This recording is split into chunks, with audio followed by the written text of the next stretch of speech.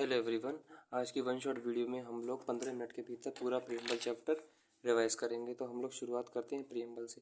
Preamble होता क्या है? अगर आपसे कोई भी बोले प्रियम्बल क्या है तो हम लोग बोल सकते हैं preamble is nothing but it is introduction of a constitution, it is essence of our constitution, it is summary of our constitution, it is introduction of our constitution, it is identity card of our constitution. Identity card वाली बात किसने बोली थी? ये बोली थी N के पलकीवाला साहब ने।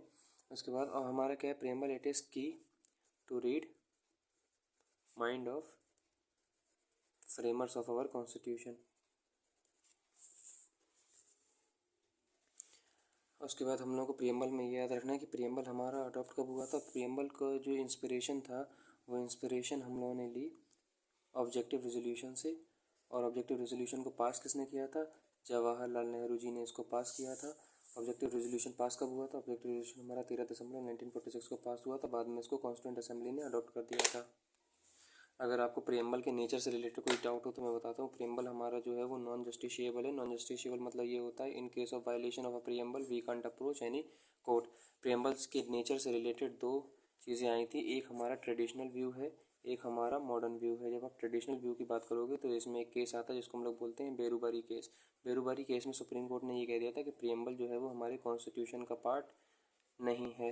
मॉडर्न केस में दो केस आते हैं, एक हमारा केशवानंद भारती केस आता है, एक हमारा एलआईसी केस आ गया था। इसमें प्रियम्बल कॉन्स्टिट्यूशन ने बोला, सुप्रीम कोर्ट ने बोला कि प्रियम्बल हमारे कॉन्स्टिट्यूशन का पार्ट है। एलआईसी केस में बोला कि पार्ट तो है ही है, साथ में ये लीगली इन्फोर्सेबल नहीं है। इन्फोर्सेबल का मतलब ये हो गया कि अगर आपका वायलेट होता है तो आप कोर्ट नहीं जा सकते हो। तो ये हमारे नेचर की बात होगी। ट्रेडिशनल व्यू में बोला प्रियम्बल हमारे कॉन्स्टिट्यूशन का पार्ट नहीं है, इसमें बोल दिया है पार्ट, इसमें बोल दिया कि भैया पार्ट है लेकिन लीगली इन्फोर्सेबल नहीं है। अच्छा, इसमें एक इंपॉर्टेंट बात ये करती है कि प्रियम्बल जो है वो हाईलाइट क्या करता है? तो प्रियम्बल हाईलाइट करता है India's freedom struggle. India's freedom struggle. एक बात याद रखना, प्रियम्बल हैज़ बीन या फिर प्रियम्बल का जो सोर्स है, सोर्स ऑफ अथॉरिटी कौन है? सोर्स ऑफ अथॉरिटी की अगर आपसे बात करी जाए तो सोर्स ऑफ अथॉरिटी है people of India. People of India जो है वो इसकी सोर्स ऑफ अथॉरिटी है। पीपल ऑफ इंडिया वाला ये पॉइंट कहाँ से आता है? तो ये केस आता है सुप्रीम कोर्ट के सामने, उसको बोलते हैं Kehar Singh versus union of India case. Kehar Singh versus union of India case में सुप्रीम कोर्ट ने बोल दिया कि प्रियम्बल जो है वो हमारी जो अल्टीमेट सोर्स ऑफ अथॉरिटी है वो लोगों के हाथ में है। और कॉन्स्टिट्यूशन जो है वो constitution has been enacted from the people of India and it is conclusive assumption that can't be challenge in court of law.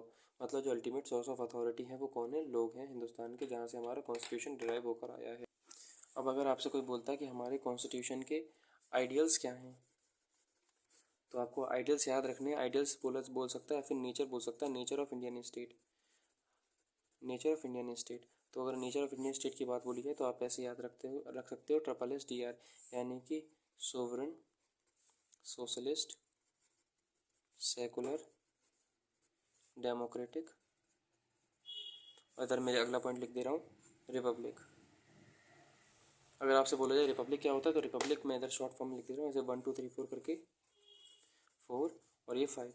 तो 1 वाला पॉइंट जो है वो रिपब्लिक ये बोलता है कि हेड ऑफ द स्टेट जो है इंडिया के केस में कौन है?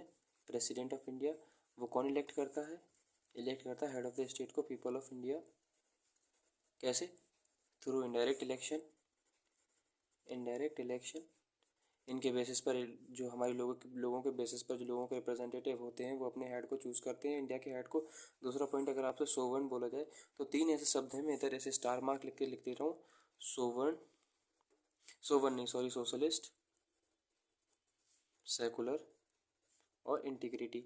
ये 3 शब्द जो हैं वो प्रियम्बल केवल और केवल एक ही बार अमेंड हुआ है, ओनली वन टाइम अमेंड हुआ, उसको हम लोग बोलेंगे 42 कॉन्स्टिट्यूशनल अमेंडमेंट एक्ट 1976। उसके द्वारा इन तीनों शब्द को क्या किया था?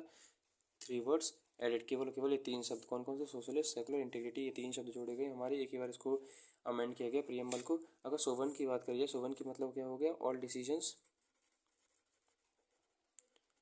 अब डिसीजंस कैसे हो सकते हैं हमारे? या तो इंटरनल हो या फिर एक्सटर्नल हो। All decisions can be taken by country itself.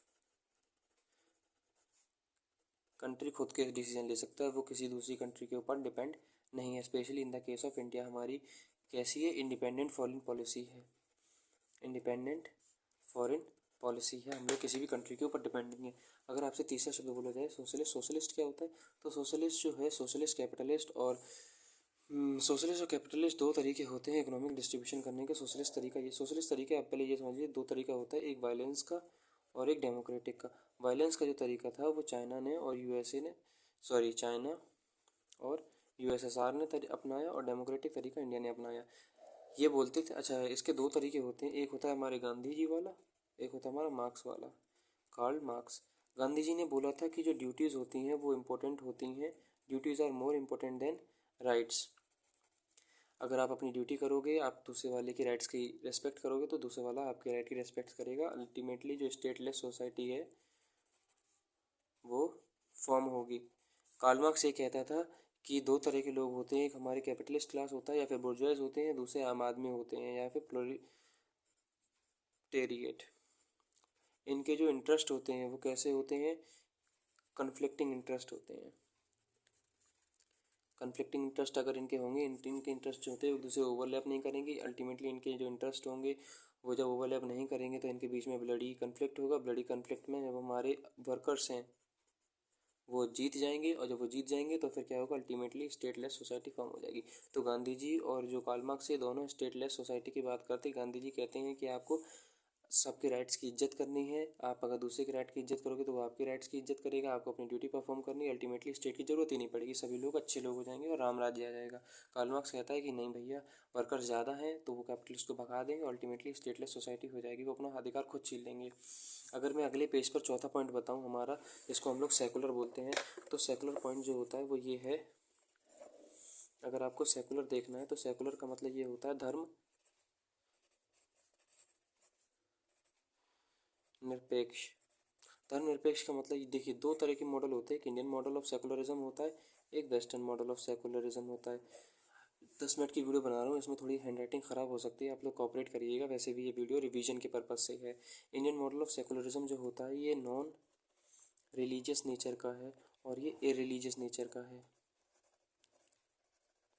अब नॉन रिलीजियस नेचर का मतलब क्या होता है, स्टेट और रिलीजन के बीच में प्रिंसिपल डिस्टेंस है। अब प्रिंसिपल डिस्टेंस का मतलब क्या होगा, प्रिंसिपल डिस्टेंस का मतलब ये होगा, स्टेट अपना काम करेगी, रिलीजन अपना काम करेगी, लेकिन अगर स्टेट को लगता है कि रिलीजन में कुछ सुधार की ज़रूरत है तो स्टेट इंटरफेयर कर सकती है। फॉर एग्जांपल ट्रिपल तलाक।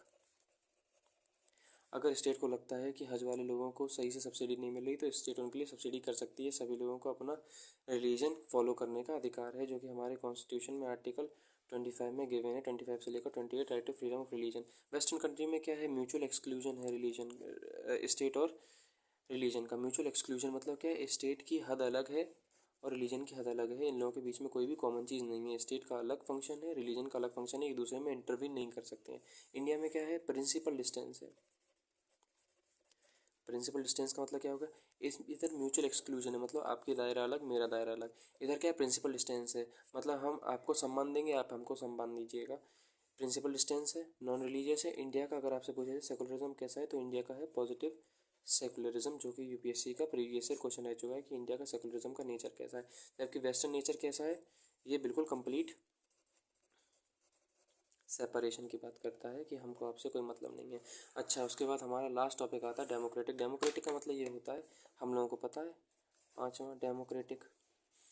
डेमोक्रेटिक का सेंस ये होता है कि 18 साल से ऊपर के जितने भी लोग हैं, 18 साल या 18 साल से लोग ऊपर के लोग, वो वोटिंग कर सकते हैं। आर्टिकल 326 में हमारा राइट टू वोट है, जो कि हमारा कॉन्स्टिट्यूशनल राइट है, कॉन्स्टिट्यूशन में गिवन है ये। अच्छा जी, राइट टू वोट हमारा है, इसके तहत क्या हो सकता है, यूनिवर्सल अडल्ट फ्रेंचाइज या फिर सफरेज है, जिसके तहत 18 साल से जितने भी बड़े लोग होंगे वो डेमोक्रेटिकली वोटिंग के थ्रू अपने रिप्रेजेंटेटिव को चूज़ कर सकते हैं। लास्ट में हमारी एक चीज़ आती है जो कि हमारा लास्ट टॉपिक है प्रियम्बल का। जो हमारे प्रियम्बल का लास्ट टॉपिक है उसको हम लोग बोलते हैं एस्पिरेशन।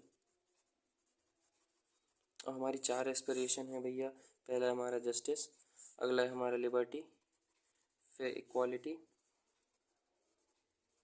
और फिर लास्ट वन है हमारा fraternity. Justice, liberty, equality, fraternity. Justice जो वर्ड है ये हम लोगों ने लिया है यूएसएसआर से, यानी कि सोवियत रूस से। जस्टिस, जस्टिस का सिंपल मतलब होता है giving people what they want.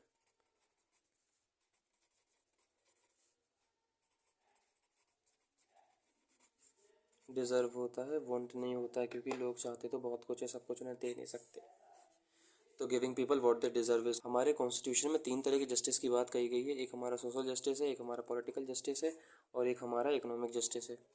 अगर आपसे सोशल जस्टिस की बात करी जाए तो आर्टिकल 14 से लेकर 18 में है, जो कि हम लोग क्या बोलेंगे, इक्वालिटी राइट्स। इक्वालिटी लिखा है ये, इक्वालिटी राइट्स। अगर आपसे पॉलिटिकल राइट की बात बोली जाए तो वो हमारा पॉलिटिकल जस्टिस की बात बोली जाए तो वो हमारा आर्टिकल 326 है। पॉलिटिकल जस्टिस है, सभी लोगों को राइट टू वोट है, सभी लोग अपना वोट डाल सकते हैं। और अगर इकोनॉमिक राइट की बात बोली जाए तो इकोनॉमिक राइट हमारा आर्टिकल 39B और 39C है, जो कि क्या बोलता है, present it prevents concentration of wealth. Concentration of wealth नहीं होगी, इक्वल डिस्ट्रीब्यूशन ऑफ रिसोर्सेस होगा।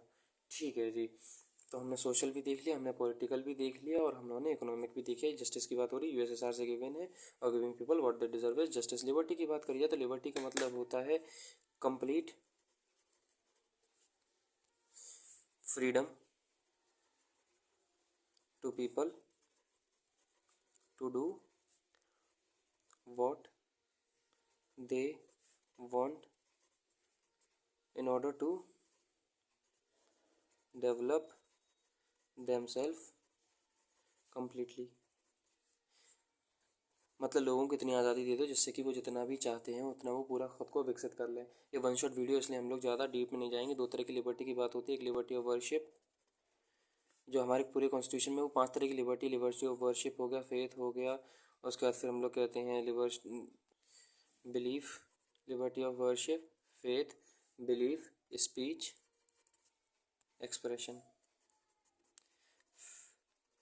ये सारी कई सारी लिबर्टी हैं हमारी। एक आपको इसमें इम्पोर्टेंट पॉइंट होता है कि लिबर्टी का मतलब लाइसेंस नहीं होता है, लिबर्टी का मतलब रेस्पॉन्सिबिलिटी होता है। तो liberty is what responsibility, liberty is not licence. Equality का मतलब तो हमको पता ही है। इक्वालिटी हमें 3 तरह की बात होती है, एक सोशल इक्वालिटी, एक डेमोक्रेटिक इक्वालिटी, सॉरी एक सोशल इक्वालिटी, एक पॉलिटिकल इक्वालिटी है, एक इकोनॉमिक इक्वालिटी। इकोनॉमिक इक्वालिटी जो है वो नहीं होती, तो इकोनॉमिक इक्वालिटी आपको नहीं करनी है। जिसमें से भी अगर आपको मोर प्रोसेसिवली जानना है तो मैं बता दूं, इक्वालिटी हमारी 2 तरह की होती है, equality of status and equality of opportunity. Equality of opportunity आपको मिल जाएगी आर्टिकल 16 में, इक्वालिटी ऑफ स्टेटस जो है वो हमें मिल जाएगा आर्टिकल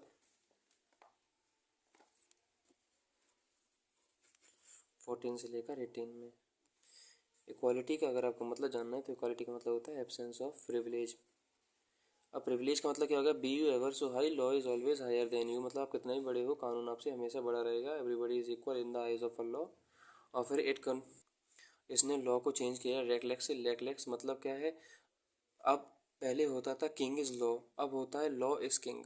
मतलब पहले क्या होता था, जो राजा बोले वही होगा, मतलब मेरा वचनी शासन है। अभी क्या बोलेगा, लॉ इज किंग। पहले होता था किंग इज लॉ, अब है लॉ इज किंग। फ्रेटर्निटी का मतलब होता है भाईचारा, मीन्स ब्रदरहुड। ब्रदरहुड यानी कि all are brother and sister, सभी लोग मिलजुल कर रहे हैं। इसी के साथ हमारा प्रीएम्बल टॉपिक कंप्लीट होता है। जय हिंद, जय भारत।